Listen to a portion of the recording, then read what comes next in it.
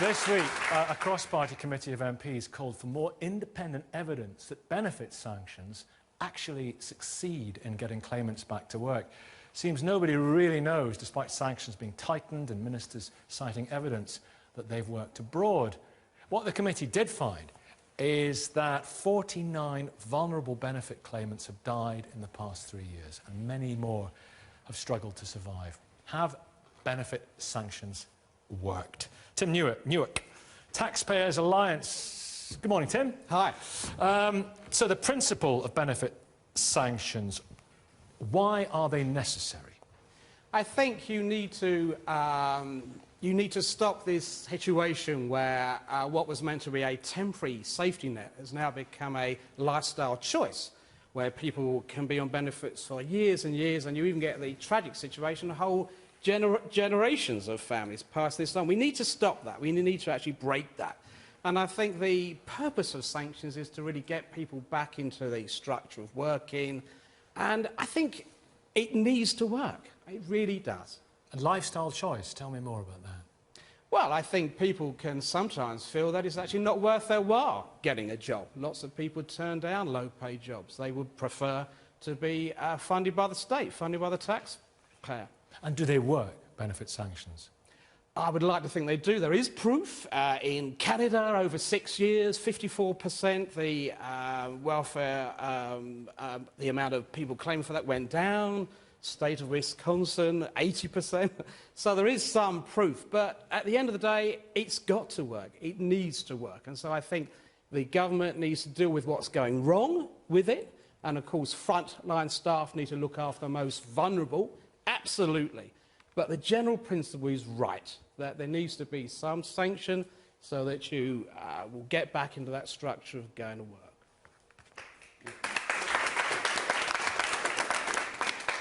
Dr. Francis Ryan, is he right? Do they work? I think we've looked at a lot of evidence over the past few weeks. There is very little, if any, evidence that these work. And I think you touched on sort of that myth that somehow there are these vast swathes of people who don't want to work. I think that's the real issue. Behind the benefit sanction regime is this idea that somehow the unemployed are this subset of society that are lazy, are feckless, have no desire to go and get a job. When, of course, this is just cultural prejudice. We've seen hugely recently this massive demonisation of benefit claimants, from the shows of Benefit Street to whatever nonsense Ian Duncan Smith or the Daily Mail wants to put out. This is not based on fact. This is based on enormous prejudice towards millions of people. If you look at the evidence, people don't need judgment or threats or starvation to want to have a better life for themselves and their family. They do it to their own motivation. The only reason benefit sanctions exist is if you buy into this mindset that somehow people need a threat in order to build their own lives.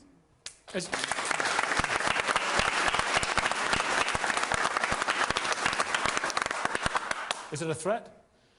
I think the Labour MP, Frank Field, said is if you actually give people easy money, they would take it. There's got to be a bit of give and take, basically. So it's not really easy money, though, is it? If you actually look at the evidence, firstly, it's completely nominal, £71 a week. It's a pittance to most of us here, I'm sure. And it isn't easy. That's the whole point of the sanction regime, that these are hoops that people need to jump through that are impossible to jump through. You wouldn't, in a normal job, a 4-minute late appointment would not see you lose your entire week's work.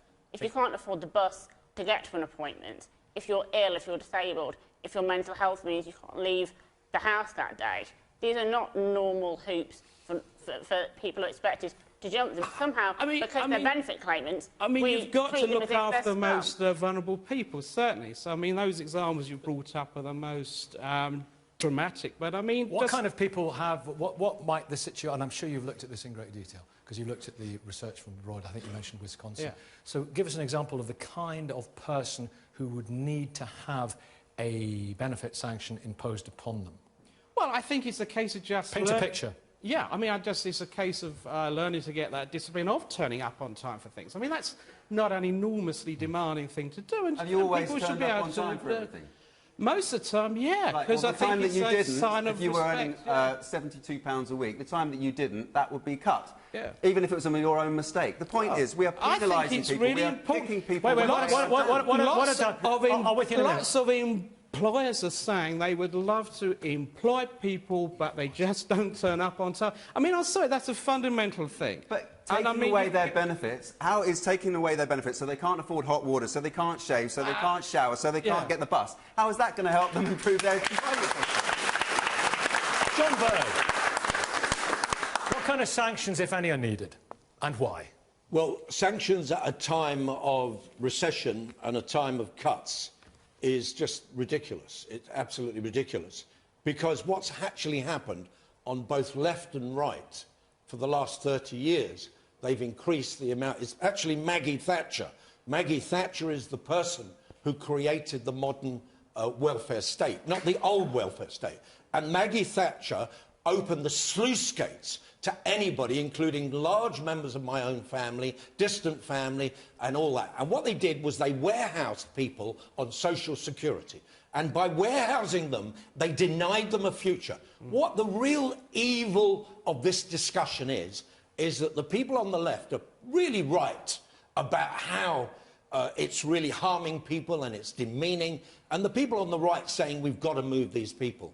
And both of them are right and wrong, because the thing is that the worst possible situation is to be on social security with no social mobility. What I want the underclass, the working class, the workless class in the middle classes buying The Guardian, so that then they can start having all these wonderful ideas about running the world as some kind of social utopia. That's where I want them. I'm in the middle class. It's the best place. And the best place to be is to use the social security system as a hand up and not a handout.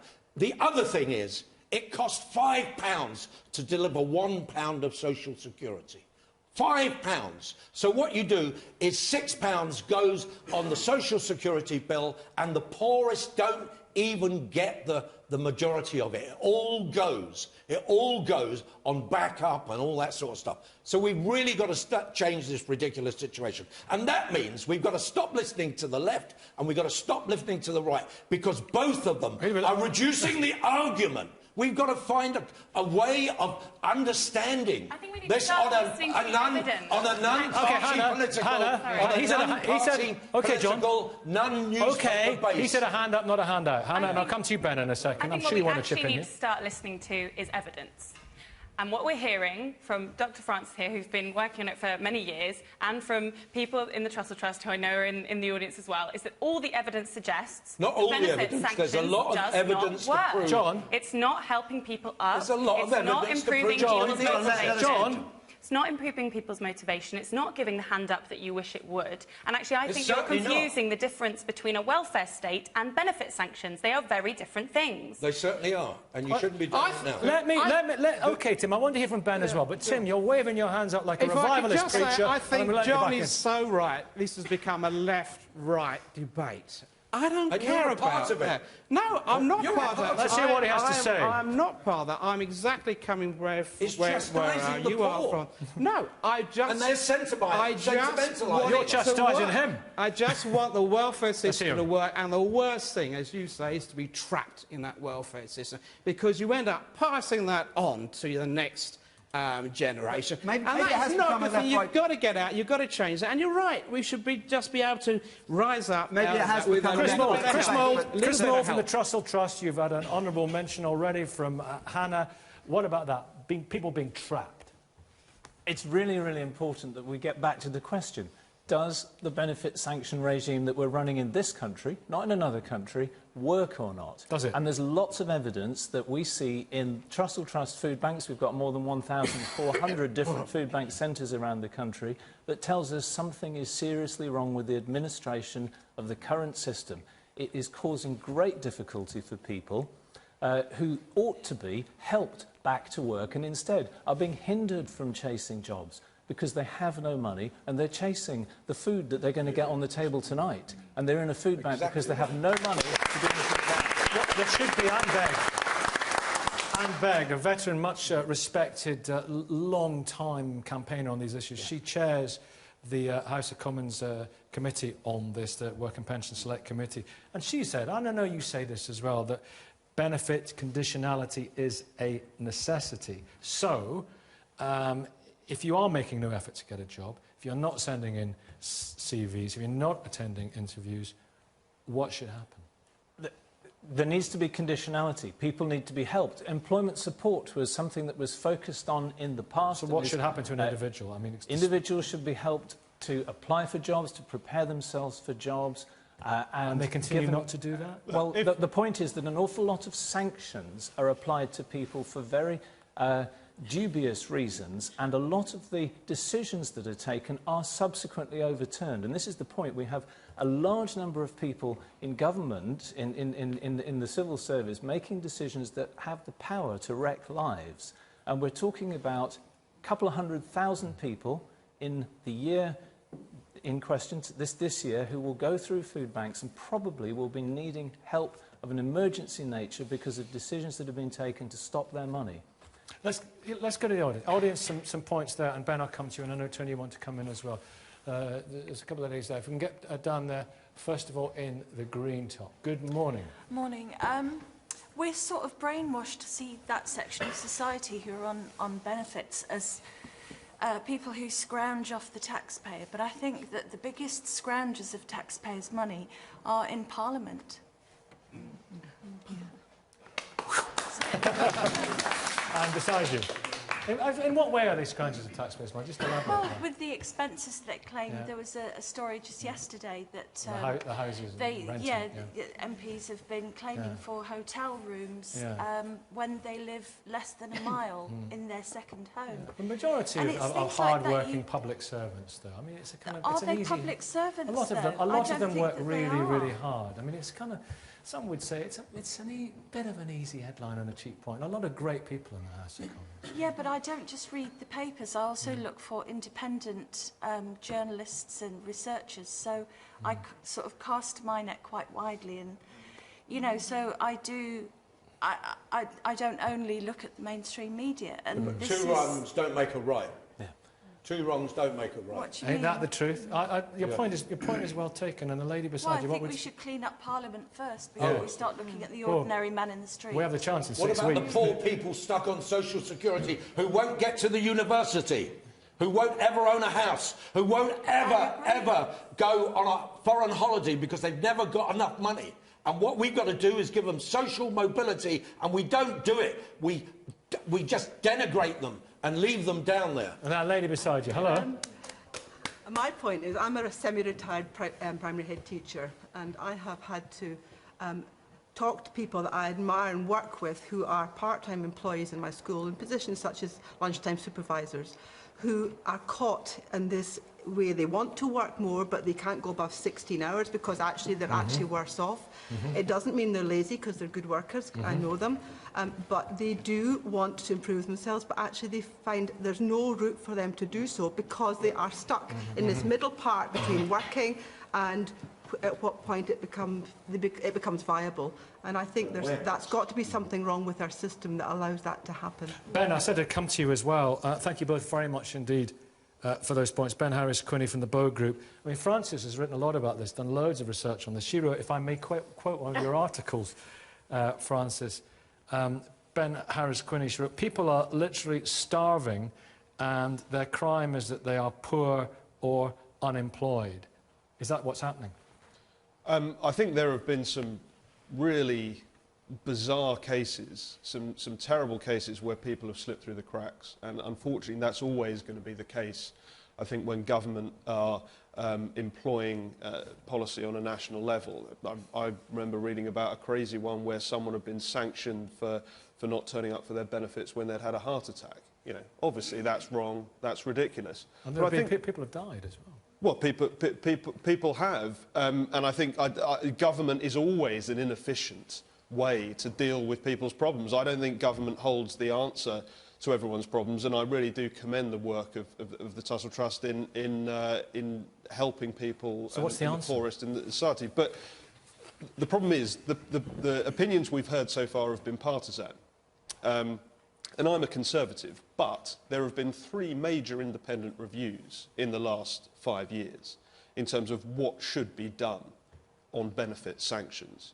And none of them have said there shouldn't be benefit sanctions. I think most people in this country agree, if you want to get some money from the government without doing any work, the least you can do is turn up on time.